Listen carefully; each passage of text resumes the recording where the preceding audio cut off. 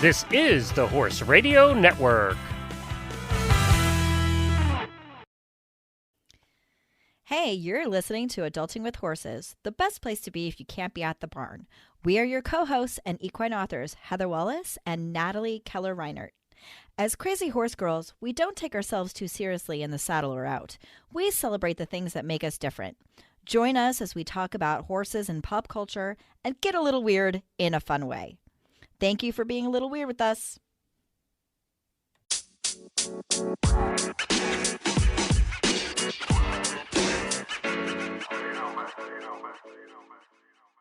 So for today, I know you wanted to play a game of Am I the Asshole? So I think we should definitely do that.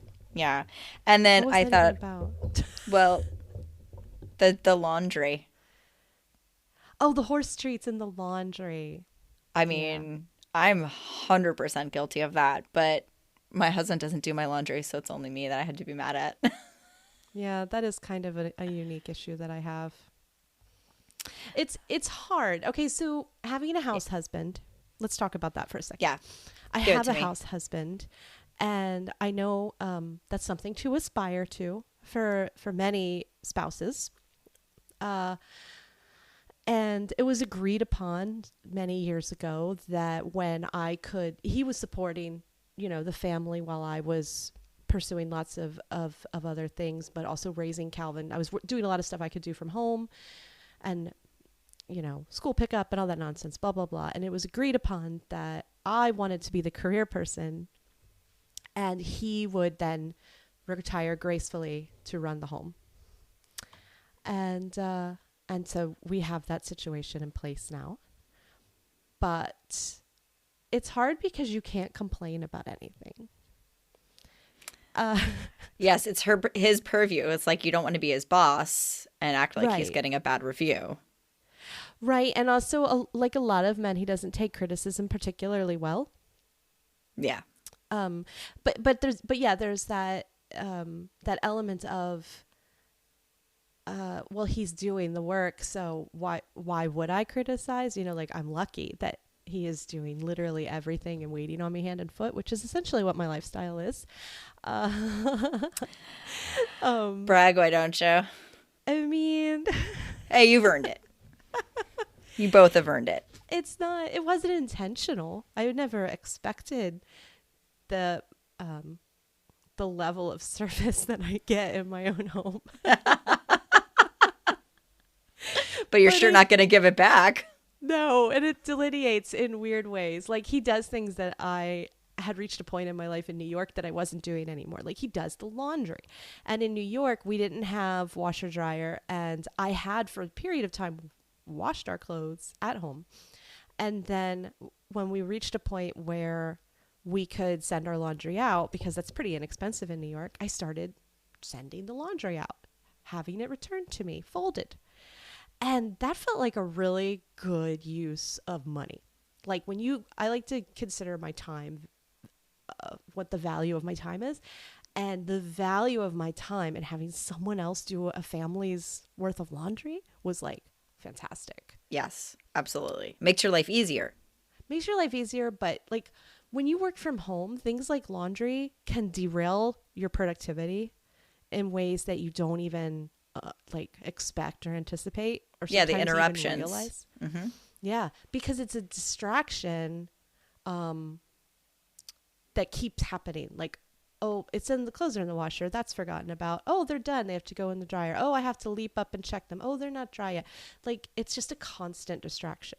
Mm-hmm. And when you add that into all your other constant distractions, it just is one more thing to take off of your plate if you possibly can. So anyway, he does the laundry now. And clearly here on the farm, we're not sending out our laundry. But even back in Celebration, I was like, do we really need to do this at home? And he's like, yes, we do. So, okay, fine. I'm not doing it. Whatever. So every now and then I get these little like, honey, do you think you could possibly check your pockets for, I don't want to say it's passive aggressive. That's unkind. No, but he's asking for you to do something. It's almost like we're uncomfortable asking each other things about our chore delineation. And so it's like, can you please take the tissues out of your pocket? Yes, I'm sorry. I won't take the tissues out of my pocket. It's never going to happen. It's like a game of chicken. Can you please take the chapstick out of your pocket? Can you please take your headphones out of your pocket? Ironically, I have washed headphones. They seem to manage just fine. I don't know. For some reason, I got a lot of pushback about the horse treats in my pocket. Maybe it's because they crumbled to a fine dust and coated everything in the dryer. That could do it. I mean, at what point does it stop being my responsibility to check my pockets? Because I've proven I've never going to do it. So it's like this case of learned helplessness a little bit where you're just like... A little bit. Like, there's stuff in my pockets, dude. It's been established. We've been married for 20 years. Well, and am I wrong? Or in this instance, was the not even in the laundry yet? It was somehow put somewhere else, and he just then took it upon himself to wash it? Oh, yes. That's a great detail. I could have been a lawyer. I don't tend to wear my riding breeches for very long periods of time because I only ride for like 20 or 30 minutes. And so I pull them on, I groom and I ride, I turn out, and then I come in and I change out of them, generally speaking, so I can wear them again tomorrow because I like riding in full seats, as we know, for stability and safety. And I only have so many pairs of full seats. So I have a spot for them in the bathroom where I lay my tomorrow's breeches. And that is where they were plucked from, the spot. They were not in the laundry. I think that is a great point that completely slipped my mind. You're welcome. I would have to hire legal counsel. I could never represent myself. Well, because I just, like, it's fair that he would want you to empty your pockets. I think that's fair. Okay. I think it's also been established you will not do that. And right. So as the house husband, as the laundry connoisseur, that is part of the laundry person's job is to check pockets. I do that for my own children when I was doing their laundry. Now, I am no longer doing their laundry, so their problem is their problem. But it being in a non-hamper-like setting, he went rogue. He took it upon himself to determine that this was dirty. I think he did. I think this is a case of going rogue. He's gone rogue. He's gone absolutely out of control. It's like he walked into a kitchen. He saw bread that was resting, not ready to be baked yet. And he just put it right in the oven. And then he was mad at me when it didn't rise. Well, it was proving, darling. I watch a British baking show too. I know these words. I was Paul Hollywooding. Yes, and I mean, I think you were both probably, now to take his side because I'm a Libra and I like to do the whole balance thing. And I know for my fact, I have a little area in my room where I leave my clothes for the next day. Or, I take off clothes and I say, oh, I'm going to put this sweatshirt on tomorrow morning and I'm going to do this, right? It drives my husband insane. He's OCD.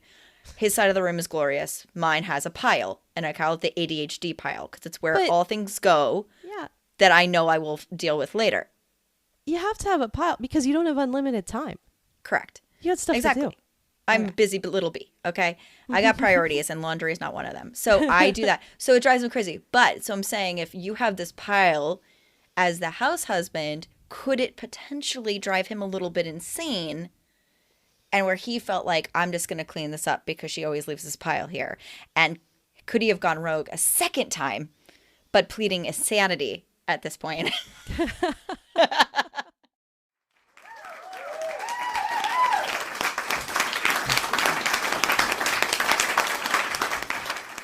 Well, he is a Taurus, so he's very stubborn. So his inclination will be that he's going to show me he doesn't like my little pile by continuing to take the clothes out of it, removing them and laundering them, thus proving what an excellent husband he is and rendering me, incapable of self-defense because my clothes are always clean. Okay, well then in this case, you've left a booby trap. That's right. The form of peppermint treats. Oh, those pellets. Do get attached to everything. Quite sticky. No, actually, no. It's I buy the cheap Mana Pro ones because I feed so many treats. But my horses love me. Hi, Kitty. Bribery for the win. Yeah, they win. They actually, so now Ben has decided to hang out at the back gate in the morning and listen because the kitchen window's open and he can like see in the kitchen window. And whenever he hears me in the kitchen, he whinnies. So it's gotten bad. It's gotten really bad around here. I know it's adorable, but bad. Well, it's like you don't need a rooster. You have a Ben. Oh my God. Yeah, at least it's a prettier sound. Maybe you should mix up your timing and try to do treats at different times and not just go out and give him a treat for existing. You know? I didn't give him one this morning. Speaking of trouble, the cat has decided. You remember having toddlers? Remember what that was like? That's my current existence with this cat. Well, I feel like this cat wants to be co-host and is slowly icing me out. He's standing right in front of the microphone. Don't forget, I saw your post about him. I reveal everything online. I have no secrets. Yeah, the horse treat. Yeah, so I buy those like big bags of Mana Pro, and they're a pellet. Usually they're like a 1/2 inch long and like a 1/4 inch thick. Mm-hmm. And I stuff those in my pocket, maybe like 10, because there's like a procedure, and Ben knows the steps of the procedure, and now Manny's involved, and Manny knows the steps, which is you get a treat for coming over to the gate so I can halter you. That's fair, right? I think that's fair. And then Manny has to have a treat. Okay. And then, well, because Ben used to be uncatchable. That's no, I get it. But eventually you have to fade the lure. Well, I used to use entire carrots, so. well, so like if they're really good about coming to get haltered, then you have to ask more of them before they can get a treat. So you have to kind of like add in something a little bit more challenging. So, right? And then, for example, if they come to the gate and let you halter them, what else could you do before giving them a treat? I don't know. This sounds kind of like a tiger mom kind of thing where everything's got to be a lesson. Like the kid says, mommy, mommy, cow. And you're like, yes, bovinus. Like, and that kid has to learn something every time. I just want him to come get his halter on. Oh no, hey, I get that. But what I'm saying is because, listen, I'm all about the positive reinforcement. I give my horses treats all the time. And both my horses actually did used to run away as well. But now when they get haltered, they get scratches. And it's like, good boy. And they get scratches and they come in, they get groomed. And then, they pick up their feet really nice. Then they get treats. Right? Or so it's just so I'm not kind of giving them constant sugar. I'm giving them praise. I'm just kind of mixing it up. Well, I'll think about it because in your instance, you're skipping to second treat. And second treat, this is well established with Ben, is after he has a saddle on and I'm putting on my half chaps and my helmet before I bridle. That's when he gets his second treat. And he knows this and he turns his head in anticipation. This goes back about 3 or 4 years, second treat. It's like a second breakfast for hobbits. Yeah, but the complication and where another treat often comes into play is that while I'm grooming Ben, I also groom Manny because he comes up and is hanging out. And after I pick Manny's hooves, I give him a treat because he is now done. But when I give Manny his treat for being done, then Ben also wants a treat because Manny has one, and that's fair. So sometimes second treat is actually third treat. So basically what you're saying, and there's no judgment here, but that your horses are training you? I think I'm going for path of least resistance because my life is busy and complicated. And if it takes one $7.99 bag of treats that I purchase once every month, then I feel like that's okay. No, it is. And I don't want to sound judgy. It's funny because with Delight, he gets very unhappy during saddling, right? Because of past trauma. So during saddling, if he looks at the saddle and he doesn't pin his ears, he gets a treat. If he sniffs the saddle and doesn't bite it, he gets a treat. Like, so I'm kind of trying to shape a behavior, right? Mm-hmm. Where he's got positive associations with it. Eventually, however, it will be, you've got the saddle on, here's a treat, right? Like just that one, not all the lead ups to it. So is there no resentment on the horse's part when you skip the treat or make them work a little extra harder for it? They're not like, I looked at the saddle. with a positive attitude, where's the treat? Oh, now you're girthing up? What? You don't get pushback? I mean, they could definitely ask for it, like, but the thing I do regularly with them, even when we do groundwork, is I'm constantly shaping a behavior. So I taught Delight how to fist bump, right? He got really confused. So when we first did it and he accomplished it, he couldn't figure out if it was him touching his leg first or if it was his leg touching my fist. So he would offer up both, like back and forth, and trying to figure it out. So when he kind of relaxed and then we just did the fist bump and he didn't do the leg, then he got it. So I was kind of clearing up the situation for him, right? So they don't necessarily, they kind of problem solve. So what you're doing is getting them thinking, what do I have to do to get this treat? And so they don't necessarily get mad, but they start problem solving, where they say, okay, I didn't get the treat this time, so what do I need to do? And they start offering different behaviors, positive behaviors usually, right? Or attention-seeking behaviors. So it's just, obviously I'm not like Shauna Karash or anything like that. But I have found that, for example, I used to do care stretches with Ferris all the time. And I don't do them as much anymore, but I could point to his hip and tell him to touch his hip. I can point and tell him to bow. He does those things without a treat. I give him a treat when he's done. Right? So okay. I'm kind of just adding challenges. It's like, if you think about it this way, I'm going to put it in terms of like when you start doing up downs, right? You're trotting, you're starting doing up downs. It's just the posting that you get, hey, you did a great job. And then you start working on your diagonals. And then the diagonals is where you get, you did a good job. And then you start working on transitions. And it's like, you picked that right up perfectly. Good job, right? So it's like you're kind of improving and you're marking the improvement, not the thing you already know. That triggered a memory of me learning to ride. And I see how I am taking my own reaction to things and putting it on a horse. When I was learning to post, I learned to post was very hard. And then I had to learn diagonals. And I was furious. I was 10. I just triggered you completely. I was like, why didn't we start with this? Like, why didn't you say stand up when you see the horse's shoulder go out? Why did I have to learn one thing and now I have to relearn it with an added, and I was like, this is ridiculous. Are you sure this is even a thing? Because I feel like you would have taught this to me already, right? Like, you're just adding this on. It was kind of like in the Harry Potter books, like J.K. Rowling would make me so mad because she would introduce a new like magical creature, and then that creature was through all the rest of the books, and I was like, why wasn't it in the first book? Did they just discover this? Oh no, it's got thousands of years of magical history. That's weird because it wasn't in 3 of these books. And that's how I felt about diagonals. Or maybe the Harry Potter reaction was how I felt about diagonals coming out again. I don't know.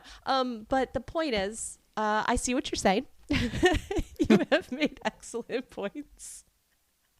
And I'll think about it. You're such a liar. You're just gonna treat your horses. It's fine. No, I'm gonna think about it. The problem is I get so distracted and I go through my routine because I'm thinking. And one of the things I decided to try to do this year was be more comfortable with like silence, because I tend to fill silence with podcasts or something. But I need more creative sort of space, and so I thought I'm gonna work more in silence. And I don't even know what's going on anymore. I'm entering some sort of weird meditative state when I'm out doing. You're leveling up. So bizarre. It's good. I had to go through a whole bunch of emotional trauma of the past, my entire life. I had to cover all of that again. And now I'm getting to a point where I can start thinking about, books. Just my livelihood. So I haven't leveled up, let's say, to thinking about what I'm doing with my hands while I'm processing my entire life's traumas over and over. Podcasts were easier. It was easier to just listen to something. Well, it's always easier to focus on something outward than it is to focus on something inward. I'm focusing outward on my destructive cat at the moment. Your cat's literally just trying to dive bomb our podcast right now. He's My been God, what so an bad. attention whore. All day. He's been the absolute worst. Haven't you? Nightmare. He's like, Oh my so God, anyway, what a cutie. horse treats in my Yeah, laundry. listen. I say those are the hazards of the job, friend. Or, I am you know, not the asshole. yeah. Well, I don't think you are. I as a horse girl, as someone who leaves clothes in piles, no. I do feel like when my husband asks me nicely to do something, I do try to do it, just especially because he's doing me a favor. Yeah. So I would probably feel a little bit guilty, but again, not the designated hamper, not the designated laundry pile. So Exactly. it would be different. Exonerates me. I think he went rogue. I think he fully went rogue. And this one, maybe not that the others, but this one might be excused. Fair. Thank you very much, Judge Heather. I feel like will we be- need to run the Judge Judy theme song right I now. will be presenting my husband with this evidence. I'm sure he cares so much about what I think. I have to tell you, so I have some exciting things happening this week. They're not adulting ones by any means, but Ferris had a birthday. Ferris turned the big 1-5 Oh. and tried to yeet me. He literally, yeah, because I've had some time, so I was actually been riding a little bit more, and I've took my barn time planner, and I've been tracking my rides, and I made the mistake of getting on him during feeding time, yeah, that was a spicy pony. Spiciest he's been in a while. I mean, there was I'm gonna spook when I pass the barn. There was I'm gonna stop going forward. There was a lot of fun things. Now, funnily enough, I did also ride Delight this week, not at feeding time, and he threw the biggest temper tantrum I've ever seen. Oh, really? Yeah. So I have my theory, but I wanted to talk to you a little bit about this and get your opinion because, Delight's got a reputation and of a grouch, of someone who throws temper tantrums, of literally trying to kill people. And he's never done that to me, right? When he acts out, there's always a reason. So he's never really acted out with me before I put the new saddle on him. And it seemed to be going really, really great at the walk. And then I asked for the trot, and he just starts throwing his head like a maniac. Like he was at the Headbangers Ball. You remember that? Yes. And, he's got the long mane. So I'm like getting whipped in the face. And Wow. then I'm like, okay, let's change direction. Maybe there's something wrong with that bum shoulder of his, right? Something's wrong. What's wrong? So I change direction, pick up the trot. We get halfway around the arena, cuts right to the inside, tossing his head, starts like dolphining and like humping his back. And I was like, uh-oh. Then he charges across the arena and goes at a pony in the paddock. What? Like full stallion. And I was like, okay, I got to get off this horse. Like something is incredibly wrong. And, a couple other little things happened. Now, I'm not the kind, this is where I like go back and forth. Part of me is like, okay, maybe he's had a couple months off. Maybe he's just being difficult, right? It can happen sometimes. He get a little overexcited. He's just decided he doesn't want to work. That's not usual, but sure, it happens. He's lazy by nature.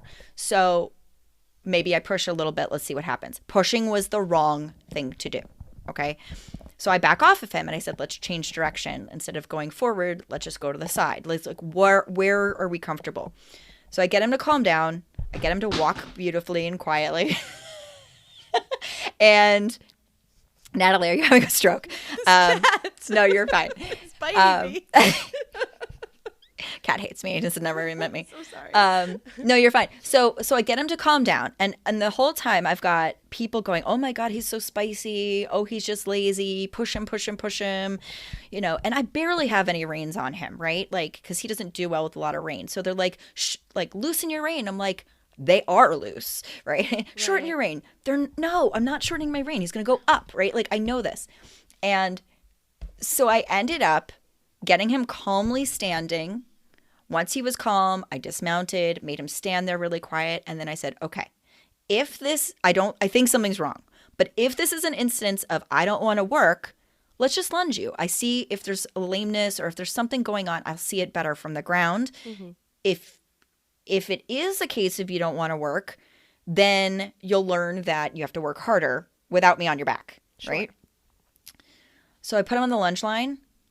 Ho, Nelly. Such a spice cadet. Like, he was so spicy. He stumbled and then he would like jump up in the air and then he would turn his body. And I haven't seen this from him since like we first started learning groundwork. Like, and I wasn't scared of this. Like, on the ground, I'm fine with him. Like, I can handle anything. So I'm like, what the hell is going on? What the hell is going on? And as I'm watching him, we're changing directions. He's stopping. He's looking at me. He like, clearly something's wrong. The pad that I bought at Equine Affair, the really fancy new beautiful pad, Yeah. started slipping back. So it was just working its way back underneath the saddle, which had not moved, and was just moving, where eventually it was like half off. I said, that is it. That is what's happening. The pad was somehow moving. And this is how sensitive that horse is. That's incredible. Incredible. And it's a huge challenge for me as the rider, as the owner. Because when I was under saddle, I couldn't see anything moving. I couldn't feel anything moving. My weight was keeping it there. Yeah. Like, he felt it, that incremental movement. So I gave that pad to one of my friends at the bar and I said, here's a brand new fucking pad. Oh my God. Because I obviously can't use this. Then I got mad at myself for not trusting the fact that I knew this horse was trying to tell me something and I didn't listen right away, right? Then I got over that because I was like, I did listen. I found it. So the next day I go back, lunge him completely naked. He's a perfect angel. Like, perfect angel. Lunge him with the saddle on, no pad, perfect angel. So it's not the saddle, thank God, because I literally was going to have a heart attack. Like, huge heart attack after months and a lot of money. And so I started talking to people, and I ended up finding hopefully a good solution. So tonight, at my first ever lesson with him, which I'm trying not to forget about, I'm putting my trainer on him because I want to see her opinion. And she's going to ride him in my new setup that I think is going to work out nicely, and we're going to figure it out. It's always better to have a test pilot when I the agree. last time you rode the horse was a complete maniac. Yeah, and she's the one who plan. completely trained him off the track. So, like, she knows every button he's got, right? She knows how far to push him, when to back off. Like, she knows every single button. Now, he is a different horse than he used to be. He's better. But I also backed my shit up. And I have this wonderful client of mine who is a USDF dressage rider, bronze medal. She has got an amazing feel for horses, and her reaction when I told her the story was something hurts. And I love that. So I'm going to trailer him out next week, and she's going to ride him and give me a full evaluation of like what he needs to work on, what I got to work with him, where he's weak, where he's strong, and help give me a plan, because this horse is a challenge. Yeah. Well, I have two thoughts that come to mind. The first is it possible that the saddle pad is too thick? You know what I mean? We've talked about that, like, right? Like, a saddle should fit, and then a saddle pad. Did you see that? Your cat is literally playing assassin right now. He's now like 5 feet above me. Please pray for Natalie. If you go dead silent, I have this on video. It's being recorded. We have proof. It was not Corey. It will happen on camera. That, you know what? I feel like we should just maybe record some of this video sometime, because this would be the moment. Oh, I have bought equipment. I'm getting ready to seg into more video work, so we should definitely. But okay, yeah, we'll make sure that the that. cat's always involved. Dear God. But yes, your thoughts. the saddle, that saddle pad is thick. It's a Western saddle pad, right? Like, we should be clear about what. No, we're this talking one about. is, and I don't want to say the name because I love their company, but this is like, you know, it rhymes with like, you know, slack on your back. Oh, really? Yeah. Oh, I'm thinking of a completely different one. Okay. No, but it's So- it's the English one, but it's very thick, Yeah. and then the material on top is slick. It's like very satiny. Oh, okay. So I think the combo. That's why it slid. I think I need, so he's a thoroughbred, and I feel like when thoroughbreds are focused on their work, it doesn't matter what's going on their back. Like when they're focused. I was galloping a horse once, and the saddle came ungirthed. The girth came off.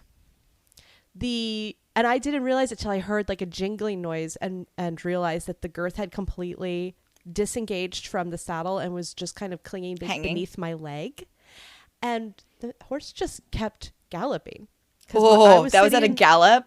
Well, I mean, we were cantering in lay terms, but that word doesn't exist at the track. We were cantering. But I was right in her middle. And so I was holding the saddle in place with my weight you on were the balanced. stirrups, right? Yeah. And she was just like, okay, I'm cantering. I've got my head down. I'm doing my job, whatever. And the running martingale was down like between her knees, like banging again. She wasn't paying attention because she knew what her job was and she was doing it. And so, and I have a similar, whenever Ben gets all looky-loo when I'm riding him, which he did the other day, and was, he's like, oh my God, I have to look this way. Oh my God, I have to look that way. He's doing it because he's not solving any problems. Like I'm Correct. not. Yeah. And it's always like lateral work is what gets his brain ticking. That was how I figured out he liked dressage better than hunters.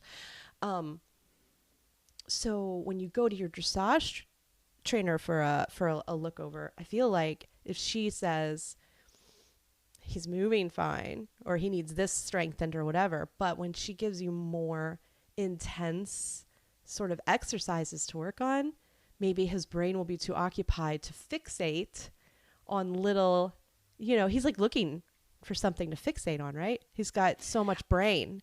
Yes, he's so smart. Saddle pads make me mad. I'm mad now. Here's how I'm going to express how mad I am. And it gives him something to do. Because some of these thoroughbreds, they get bored easy. He does. He needs the mental stimulation, right? Big time.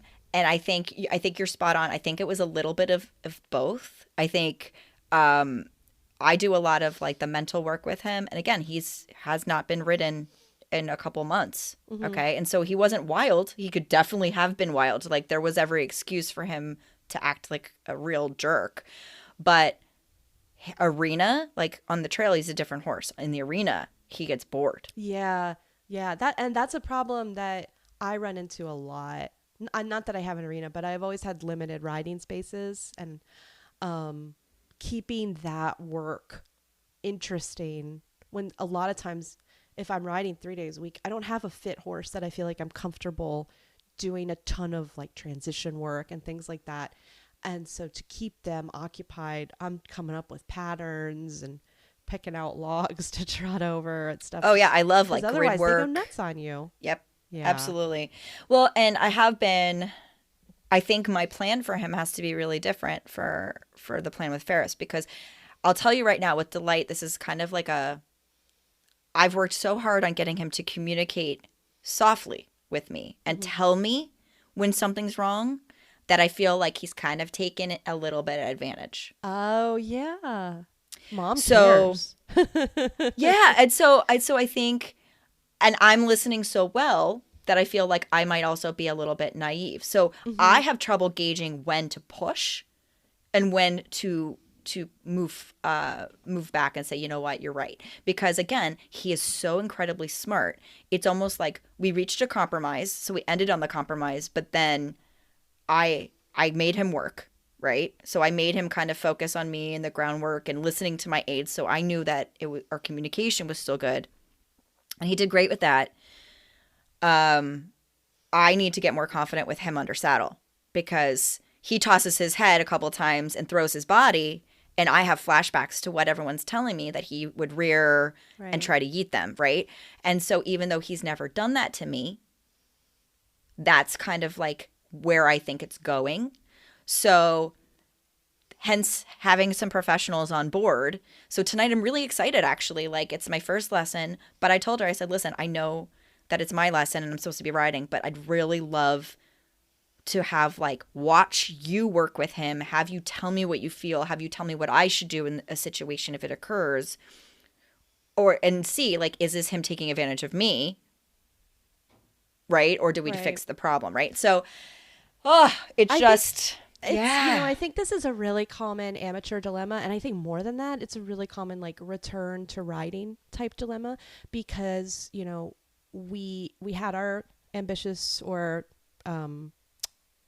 you're not completely free of fear of death childhoods, but we had our childhoods. We went off and we learned to empathize, right? We became mothers, we worked jobs, we dealt with spouses, and we learned to empathize. And then we got back into horses and we're applying these lessons of life to our horses and saying, we want to empathize with you, we want to understand you, we want to do better by you than we did when we were children. And also we have so much more information now than we had 30 or 40 years ago. And it's hard to know when we're tipping over one side or the other. And I very frequently feel like it was so much easier 20 years ago because it would be considered a very fringe thing, to be like worried about your horse's mood or how your horse is feeling. It was, you got on, you made them go forward. They did their bloody job. They went in their stall. You went on, got on the next one. That was an easy life compared to this. I know. Where's the existential crisis? It was so straightforward. I rode 10 or 15 horses. I went home. I went to bed. Everything was fine. And oh my God, now riding one for 20 minutes and thinking, he's holding his head. I don't like the tilt of his head. Maybe I won't ride him again till the dentist comes, which is in fact a decision that I made, but the dentist comes tomorrow. But yeah, everything was rub some dirt on it. And now it's like, oh, I hope he doesn't have a headache. What's going on in there, buddy? And the horse is like, yeah, yeah, absolutely. And it's funny too, because like with Ferris, right, my spicy little pony, he got spicy with me and I can tell the difference on him. I've known him so well that I can tell the difference between I can't and I won't. Mm-hmm. Right. So yesterday, because my friend had ridden him a couple days earlier, and he was testing her the whole time. Like he was such a naughty boy. He would plant his legs. He wouldn't go forward. Like there was so much he did wrong, but he's not dangerous. And he tried that shit on me, and I know what buttons to push. I know how to get him forward. I know how to, like he'll ignore your leg if you kick. You have to wiggle. Like there's all these little things I know so well. So I'm working him through those things, just trying to make sure he doesn't get any bad ideas, right? Because this other person rode him. And it was feeding time and he was spicy. I did not back off this pony. Like this pony was going to do his job until it was time for him to be done. And then when I walked him in, he had to wait in his stall until I told him he can have his food, right? Like I was not like he would have come through anybody else. Like I was like, no, you're waiting. Like this is ridiculous. So like I know when to push him. I know when he's being rude. I know when he's just thinking and plotting about I'm going to spook so this bitch can come off me. Like I know that pony well enough. And I know he's got it in him. Like, again, I like smart horses, so I'm screwed. But yeah, with Delight, he's just such a wild card for me. And again, I know he loves me. I know he wouldn't intentionally hurt me. So I feel like his temper tantrum could have been so much worse. And it wasn't. He never bucked. He never kicked out. He clearly let me know he was pissed. Like, clearly. And even after, actually, he was still pissed at me because after I lunged him. So when I attacked him and everything, I went to bring him in a stall and he came at me. He tried to bite me. Yes. And so he hasn't done that in a really, really long time. And he was just mad. Like he was just mad. And so I blocked him. Like I just threw my hands up and blocked him like I've been trained to do and never had to touch him. And he just went against the back wall and then he apologized and everything's fine. Next day was like it never happened. Right. That's him. Mm-hmm. Right. Smart horses sometimes are really, like, I love them, but my God, they test you so much. Yeah. And he's so big. Yeah. So it's double intimidating and the possibilities. I can't believe he charged another horse, like That- with me on her saddle. That made me think for a second, like he just really hates that horse. No. Something happened. It sounds like such a hormonal thing to have happen. I think he was upset and he couldn't act out to me because he loves me. So he acted out to this pony. Oh. Because he's passed this pony a number of times. He's never had a problem. He was pinning his ears at other horses. I think he was like redirected aggression. He's like, look, I am so angry. I'm going to kill my friend. Yeah, he's like, I love my mom, but I want to murder her. And because I can't murder her, I'm going to try to murder you. Like, makes sense. That's what I feel like happened. So anyway, stay tuned because I'll have more information on that tonight. So. I'm looking forward to that. So it must be so good to have a professional like nearby. Yeah. Yeah. And you know, I am lucky. I'm not ego driven at all in the sense that like, listen, I know I can ride, but I also know my limitations and I know when I need help and I'm not afraid to ask for help. So that's what I'm doing. And we'll see. You'll find out in the clubhouse. Thank you for being a little weird with us, Horse Girl. If you like what you hear, make sure to subscribe to our podcast on your player of choice. Follow us on Instagram at Adulting with Horses Podcast, or even better, join our Adulting with Horses Clubhouse on Facebook, where you can become part of the show. Also, it's a great place to meet other horse crazy women.